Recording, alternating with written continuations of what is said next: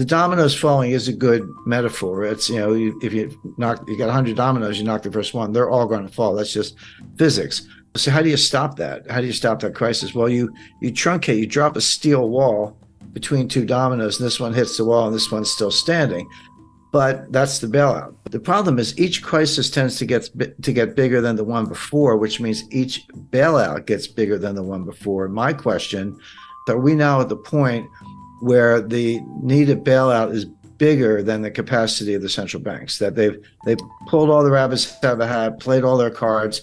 And again, this goes back to what I did say about the Silicon Valley Bank rescue. It is the biggest bailout in history, and I can explain why.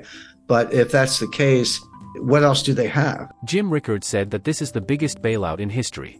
97% of the Silicon Valley Bank deposit is uninsured. That's really scary, but it is the reality just a couple months back. Many big companies such as eBay and Roku had their deposit in the bank. And also small startups with just 100 employees with $5 million working capital. What happens when the bank can't meet its obligation because they don't have the money? Well, there will be a bank run. Started with one guy named Peter Thiel who tweeted on Twitter, and boom. You got yourself a bank run. Back in the days, people would wait in line and crammed in the bank just to get their money back, but now we can move billions of dollars just with our iPhone. And Jim said that the next crisis will be in the dollar itself because people will lose confidence in it, so we can't bail out the dollar with the dollar itself. So what should we do? Let's hear more from Jim. So now we're dangerously close to the point where, as the crisis gets worse, it's no longer, oh, gee, let's wait for the Fed to bail it out, or let's wait for the ECB to bail it out. You get to the point, I think we're there, where you say, no, these guys actually can't stop it. And you lose confidence in the currency itself. It's the dollar. The crisis is the dollar itself, and the euro, goes along with that. And then that's the crisis. And there's no way to bail out a dollar crisis with dollars, because you're just pumping more of what people have lost confidence in. And then, then where do you go? And there are good answers to that. We've seen it again. We've seen it all before. This is big. It's not over. The regulators will attempt more bailouts, but we're at the point where I think you can start to question the regulators themselves. Let's go back to Brazil, Mexico, Argentina, the Latin American debt crisis, broadly defined of the early 1980s. That played out, the intense phase lasted about 3 years, 82, 83, 84. It wasn't until 1990 that we got around to Brady bonds, which were the ultimate refinancing technique. But the intense period lasted about 3 years. Come forward to 1998, long-term capital management. That was about 3 months. That was July, August, September 1998. SVB was 3 days or less. It was like Wednesday, Thursday, Friday, and done. I talked to a guy. I know no reason to mention names, but runs one of the largest endowments in the world.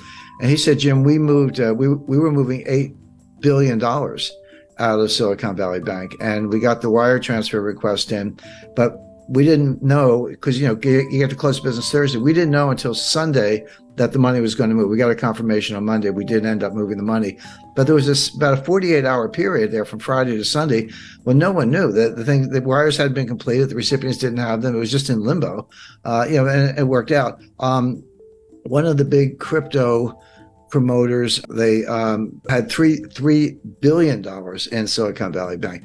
And they talked about, all these small entrepreneurs and startups, they got 100 employees and $5 million in working capital, and that money's gone and they're all going to fail.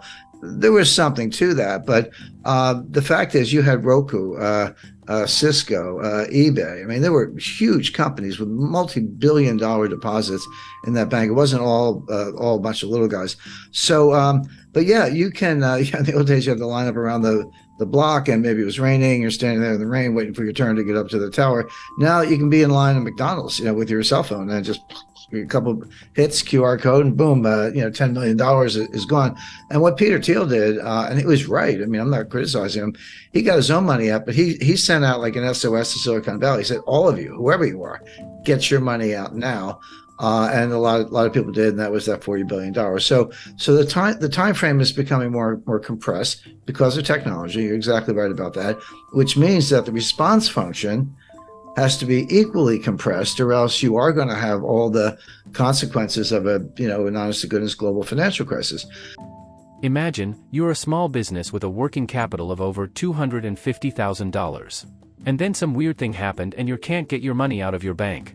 Let's imagine this frightening scenario happened. What is the most likely to happen is, your money might be gone. It's not frozen or suspended, it's gone. And it's not just in theory, it's already happened. You can hear it directly from Jim Rickards himself. And I'm not sure if everyone knows the sequence, but on Friday night, March 10th, the FDIC took over Silicon Valley Bank. And they issued a press release. And they said, here's what we're doing. We're taking over. We're putting it into what's called a receivership. Anyone with $250,000 or less, your deposits are fully insured. No worries. You'll have your money Monday morning. And over $250,000, your deposits are gone. They didn't say frozen. They didn't say suspended. They said gone. And they gave you a receivership certificate, basically an unsecured printed up IOU from the FDIC, but not money. And it's a receivership certificate. And they said, hang on to them. In effect, we're going to sell assets. And as and when we realize proceeds from assets, we'll give you something. We'll give you distributions on these things. Don't know how much, don't know when. We'll do the best we can. Remember in the RTC days in the early 90s, it took them 2 years. And they were very efficient. I worked with them at the time. We were in their offices when we were sitting on boxes because they didn't even have furniture, but they were doing deals. So they had the right attitude, but that took 2 years. So, and that was it. Well, that's when I call the billionaire crybabies came out in force. Bill Ackman, all these guys. Oh, you got to save us. I was like, well, you got to trade on Bill. $5 billion is not enough. But anyway, they pounded on the White House all weekend. Now here's something that very few people, almost nobody knew at the time, except the management, although they seemed to be asleep at the switch. Everyone's like, yeah, startups, venture capital. And there's a lot of truth to that. 97% of the deposits of Silicon Valley Bank were uninsured. And by the way, that's my new metric for assessing banks. You used to look at, working capital and debt equity ratios and, bad assets, governments. There are lots of ways to measure the health of a bank. But the most relevant way right now is, and this is publicly available, take the ratio of uninsured deposits to total deposits. 30% is comfortable. If you're like, 70% of my deposits are insured, which means they're not panicky. They're not necessarily going to run for the hills.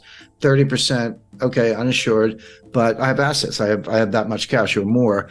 That's a comfortable ratio. When you get over 50, you're in the danger zone. Well, Silicon Valley Bank was 97% uninsured, which meant all the money was going to run, and it did. So that's a way, if you're looking at these big banks or any institution or your own savings institution, to look at it. We're not getting political here, but anything that go woke will go broke. SVB invested a lot of their customers' money, well maybe 97% of them, into what Jim Rickards called a green new scam projects, like investing in wind turbines, new battery technologies, electric cars, etc. The point is there's a lot of government subsidies and corruption in the so-called ESG investing. And your money is in a high-risk position if your bank is invested in these projects. But Silicon Valley Bank was a climate bank.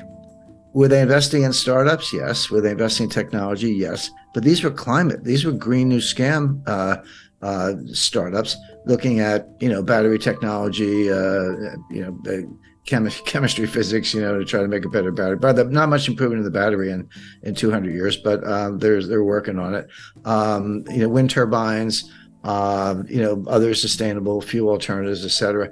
Again, I'm not do that if you like, if that's your field of research, but so much as is subsidized by the government and then further subsidized by Silicon Valley Bank.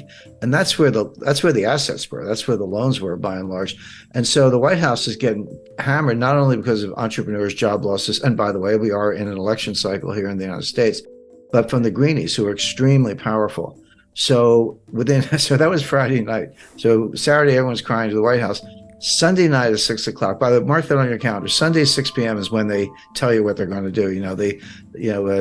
6 p.m. Sunday, November 12th, they came out on, March 12th, they came out on Silicon Valley Bank. The following week, 19th, that was Credit Suisse. And then the week after that, it was something else. But they always announce the collapse on Friday and they announce the relief on Sunday. So they have the weekend to work on it. But you got to be careful about 3-day weekends. Easter, Easter's an example. But